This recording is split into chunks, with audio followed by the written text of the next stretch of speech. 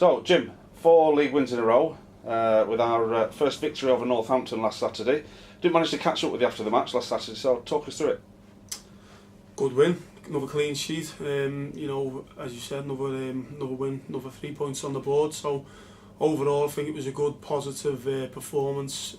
Plenty of work rate, togetherness, determination. It's typified with the likes of Gary MacDonald, what he did for the goal. Yeah. Chasing things down and set it up for Phil Jevons. But I thought overall, we did enough to win the game. I still think we can play better, but going away from home, we were nice and resilient. Compact at the back, limited a good Northampton side to very little on the day, and come out worthy winners in the end. So very pleased. Yeah, 2 good goals and even praise from their manager.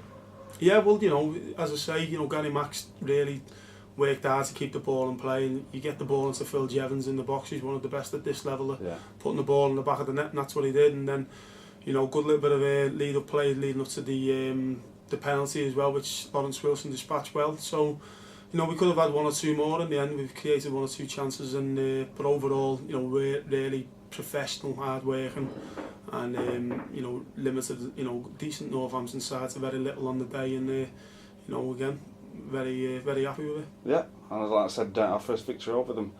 So 4 wins in a row, league wins. What do you put that down to? Luck? No, well, luck plays its part. The referee decision at Cheltenham might have been a little luck where Kevin Ellison's gone through and scored last minute, but I'm a big believer if you only get out what you put in. We put a lot of hard work in here, and we're getting our just rewards at the minute. We have won 4 on the spin. Unfortunately it couldn't be 5. I thought, we did enough against Barnes without playing well to maybe get something from the game, at least a point, but there's a good togetherness about the lads. They're really working hard in training. They socialise together, they all have the breakfast together, they eat together. We're based at the Globe now, so there's quite a few factors that are playing the part, but at the moment, as I say, we look at discipline with our work, both going forward and at the back. As I say, hard work on and off the pitch. Well, the lads have just come back from training now, and they look full of beans for tomorrow, and we'll get on to tomorrow in a minute. Yeah. But there's been a lot said about the training this season. It's a bit different. Well, this week we've had 2 morning and afternoon sessions. Because we've had a break in the midweek games, it's time for us to really get back on top of our fitness work that we did through pre-season. So we've had them in, it was like 3 sessions on Tuesday with regards to a weight session, and then after that into a running session, and then lunch, and then in the afternoon we had a football session. So we're trying to get, with the Dan Birdsall and Simon Farnworth and Brian and myself, Kenny, Stewie, we all get together, we work out what we need to do, and really, make sure that we're doing the right thing to get the lads tip-top condition ready for Saturday. Now, we do have heart rate monitors and things like that, so you can see who's going overloaded, or on the other hand, who's underloaded and might need a little bit extra work. So we're looking into all that, and as I say, we're really putting the hard work in, and we won't leave no stone unturned if, to get to that position where we want to be. So if it means a couple of double sessions, we'll do it. The players give us their time. We'll do what we can to make sure that they're in the best condition and fully prepared, ready for the game. But then, when they do well, we're certainly giving their time back with the odd day off here and there. Well, from what I've just seen, they seem to be enjoying it. I think Gary Hunter said at a fans forum that he thinks they've had it easy for the last 8 years. Well, that's Gary Hunter here. He's one of the best trainers here, so for him to say that, it is. We try and make it enjoyable. We try to make the whole place a happy working environment. We even we mingle with the staff in and around the place as well. And we, at the moment, we're winning games. It is a happy camp, but it's something that I love being positive about everything. I don't like negativity. I don't like negativity around the place, and it doesn't matter if that's on the playing side or the other bits and pieces of the staff. And at the moment it is good, and long may it continue. Well, it's certainly rubbing off on the team. It's certainly rubbing off on the fans. So, speaking of positive changes, Ken McKenna. Tell us about Ken. Ken, he's been brilliant. I've known him a lot of years. I live in the next road to him, so we spend a lot of time together at the minute. Travelling and going to games and what have you. So, we know ourselves inside out. Each other, and he's been there. He's played at a good level through the non-league, and he's managed in the Champions League, you know, with TNS against Man City and Liverpool. So he is disciplined with his work with regards to tactics and shape and set plays and things like that. But he's a likeable fella. You know, he keeps himself in the background. He says that that's the best way for him. It's not about him. He has been manager before, and he's taken a little bit of a backseat there. But he's a great fella. You know, very likeable fella. I think everyone who knows him now, you know, thinks he's a nice fella. He's full of beans. He's always positive. He's always smiling, geeing everyone up. So you know, and his training's good as well. So as I say, he's settled in, no problem at all. I'm made up to have him here. Yeah, lots of experience as well. Yeah, he's got obviously it's not a football league level, but he sees it as a challenge to himself. So obviously the transfer window's just closed. We've got some great signings this season. You can tell that on the pitch. What's your policy been? A policy, well, first of all, do as much homework as you can. You know, phone as many people as you can, watch as many DVDs as you can. You know, obviously you get to know which players you like, and you know, you identify what you want, you go after them. And then the next step for me is to sit down with them, have a chat with them, and make sure that I'm not just signing someone and then the first time I meet them is when they've signed and come in, because there might be a personality clash, or you know, we don't like each other or whatever.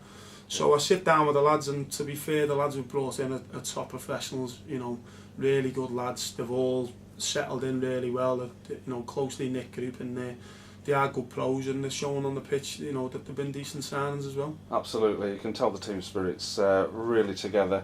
How's Will Haynen enjoying his role as captain? Yeah, Will's one of the most, you know, vocal lads here.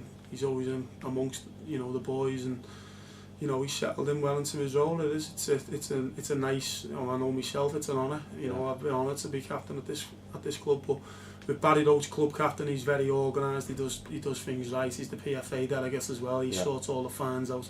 He's backed up a little bit by Will, but on the pitch, Will's our captain, and you know, he's doing all right at the minute. Good, excellent. Well, just moving on slightly, some great work done this week by the fans in painting the barriers. That was down to yourself asking for that to be done. I think it's made a difference. It looks absolutely fantastic. So what's your feelings on that, and really, does the Globe feel like home yet? It's getting there. You know, obviously if we win a few more games and we get the atmosphere up, it'll start more and more. You know, we've got to cut our ties from Christie Park. I love the place. I thought it was brilliant to play at Christie Park, the North Stand and what have you. But it's history. The club needed to move forward. You know, this is now the focal point of Morecambe Town. You know, we want to get as many people into the Globe on match day, and I'm looking at anything we can do to enhance the atmosphere and make it a little bit more what the fans want. Now, I did mention the painting of the barriers. I couldn't ask people to come down and do it without me doing it myself, so I chipped in. Myself and Kenny the other day, we got involved, and we ended up painting one of the barriers and joined in with the lads. So I know, I actually painted, I'll give it the second coat, the one that you painted. Yeah, so I sorted it. It was a bit runny, but alright, yeah. No, but it looks good. You know, it looks very good out there, and you know, I'm thinking, you know, the fans who come in tomorrow will certainly say it looks a lot brighter and a lot better. You know, and as I say, we're looking at other little bits and pieces we can make sure that it enhances the atmosphere and the happiness about the place. Well, the last home match against Aldershot, the atmosphere was superb. I think it was one of the best I've ever felt here at the Globe. So you know, onwards and upwards to tomorrow, and it's a big match tomorrow. Bradford City here, and big changes at Bradford with the management, some last-minute signings. How should you prepare for a game like that? Prepare for us as we have done with every other game. You know, we've come off the training ground there, we've done the set plays, we've done a little bit of shape on how we're going to go, how we think Bradford might go. Obviously it's a little bit up in the air. They've signed one or two players this week. They've got, you know, they've had 2 wins in the last 2 games. New manager, obviously. You know, they're away from home, so you know, could be a little bit different. We don't know what's going to happen, but they're certainly going to be up and at it. They're a good side anyway. They'll bring good, you know, good following, the good fans, the Bradford fans. They've backed them through thick and thin. They travel away in good numbers, so we know with it being a new manager that they're going to come out and they'll be all looking to impress. So we've got to make sure that we're ready and we're up and at it, because we want to make sure, you know, if there is a big crowd on, and we do get a few of the fans that sit on the fence a little bit, that we want to make sure that it's a good day tomorrow to, you know, really get round them, get them to get the bug, to make sure they come back again and support us in numbers. Yeah, it's one of those matches where the town does seem to turn out for the Bradford match. It seems to capture the imagination. They bring a lot. Our lot seem to double in numbers, so it's a big match tomorrow. How What difference do the fans make, do you think, on a match day? Definitely. I know myself, I'm a football fan. I love going to Everton when I can, and playing my part, and I'm supporting my team, and the fans can do that for us. It's massive that you get the back and you get the atmosphere up. And people talk about it as it's the 12th man, and that's what we want to do here at the club. We've got to generate that little bit more interest, about the football club. We've got to make sure that the atmosphere is better on match days. The whole match day experience is better. We'll do all we can behind the scenes. We can do all we can on the pitch to make sure that it's a better side.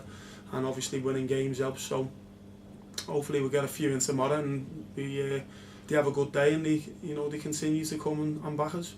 Excellent. Jim, good luck tomorrow. Thanks very much, and we'll catch you soon. Thank you very much. Cheers.